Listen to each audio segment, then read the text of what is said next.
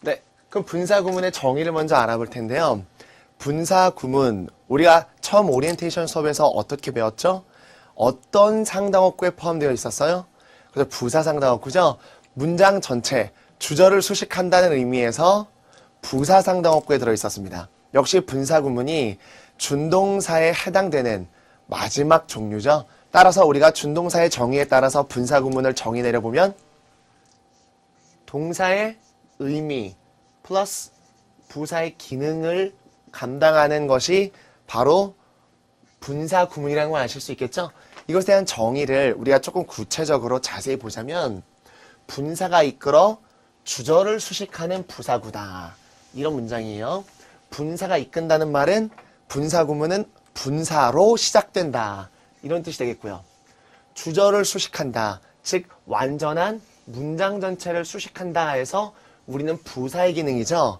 그러나 분사가 이끌 경우에는 분사도 준동사이기 때문에 뒤에 오케드를 동반할 수 있어서 우리는 구라고 표현을 합니다. 다시 한번 정의를 우리 한번 외워볼까요?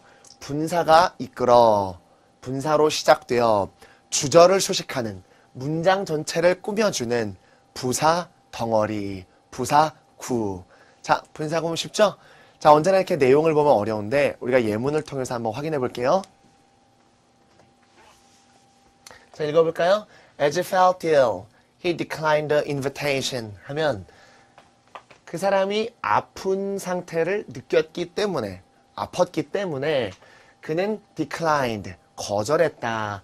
The invitation 하면은 그 초대를 거절했다라는 뜻이죠. 자, 이것을요. 제가 일단 문장을 구조 분석해 볼게요. as는 뭐뭐 하기 때문에 란 이유를 나타내는 부사절이죠. 따라서 컴마 이후에 수식받아야 하는 문장 전체가 나와야 되겠죠. 그는 목적어를 동사했다.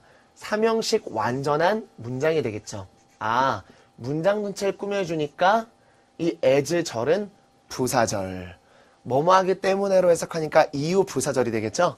이럴 경우에 우리가 분사구문을 만드는 방법은 부사절 접속사를 과감히 생략하고 주절의 주어와 일치할 경우 부사절의 주어도 역시 과감히 생략하고 그 다음에 남은 건 뭐뿐이에요? 동사죠. 이 동사를 분사로 만드는 것입니다. 능동태 문장일 경우에는 현재 분사로, 수동태 문장일 경우에는 과거 분사로 바꿔주면 되겠죠? 자, 그러면 어떤 형태가 될까요?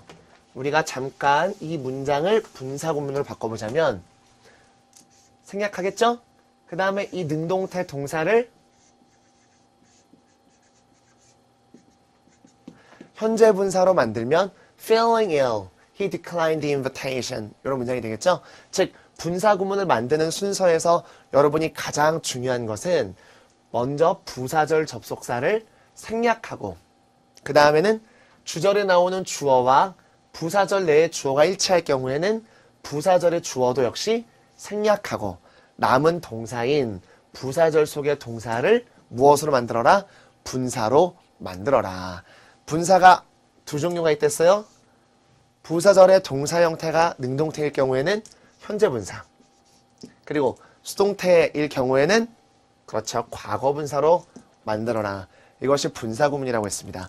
여러분 이것을 제가 거꾸로 한번 만들어 볼게요. 여러분이 그럴 경우에는 어떻게 이 분사구문을 부사절로 해석하고 이해하셔야 할지 머릿속에 개념을 잘 집어넣어 보세요. 처음에 우리에게 주어진 문장은 feeling ill 그리고 주절이죠. He declined the invitation. 근데 이 feeling이라는 분사가 문장을 수식하는 분사 구문으로 쓰였다는 것을 알 수가 있겠는데 생략된 접속사가 무엇인 줄 알아야겠죠?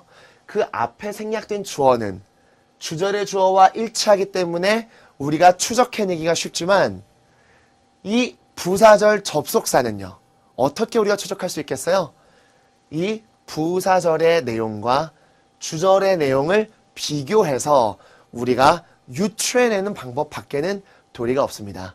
따라서 여러분 독해를 하실 때 분사구문을 접하실 때 가장 먼저 1순위로 여러분이 해야 하는 것은 그렇죠. 생략된 접속사를 내용을 통해서 유추해내는 것입니다. 그것이 여러분이 분사 구문을 보고 해석을 할 때 해야 할 첫 번째 우선순위예요. 네. 그럼 분사 구문의 정의를 다시 한번 정리해 볼게요. 분사로 시작하는, 그러나 오케드를 동반하기 때문에 구를 이루어 문장 전체, 주절을 수식하는 부사의 역할을 하는 것이 바로 분사 구문이라는 겁니다. 자, 분사 구문의 정의 다시 한번 외워볼까요? 분사가 이끌어 주절을 수식하는 부사 덩어리. 이것이 바로 분사 구문입니다. 여러분, 그러면 분사 구문의 종류는 어떤 것이 있을지 한번 알아보도록 하겠습니다.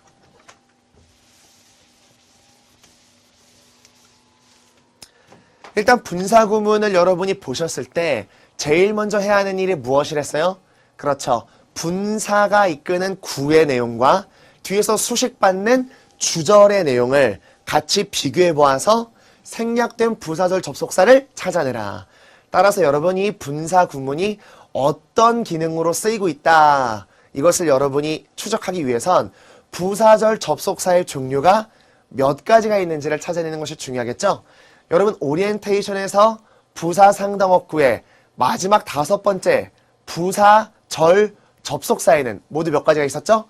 7가지가 있었죠. 그 7가지가 무엇이었나요? 자, 시간, 이유, 조건, 양보, 목적, 결과, 그리고 양태. 이 7가지가 있었죠? 여러분이 7가지를 순서대로 외워달라고 제가 말씀을 드렸어요. 그때 우리가 중요한 것, 목적, 결과, 양태는 분사 구문에 쓰이지 않는다는 것이죠. 그럼 분사 구문은 생략된 접속사에 따라서 우리가 나누어 볼 경우 모두 몇 가지로 분류할 수 있나요? 그렇죠. 4가지로 분류할 수 있겠죠? 플러스 1가지 더해서 우리가 익히 알고 있는 부대 상황까지 우리가 들 수 있겠습니다. 즉, 생략된 접속사에 따라서 분사 구문을 나눌 때는 모두 몇 가지다? 5가지다. 여러분 이것을 기억하셔야 돼요. 뭐라고요? 그렇죠. 부사절 접속사의 시간, 이유, 조건, 양보. 그 다음에 목적, 결과, 양태는 해당되지 않고요. 부대 상황이 포함돼서 모두 5가지가 되겠습니다. 그러면 우리가 한 가지 접속사의 기능을 하는 우리 분사 구문에 대해서 예문을 통해서 공부해 볼게요. 먼저 시간 확인해 볼까요?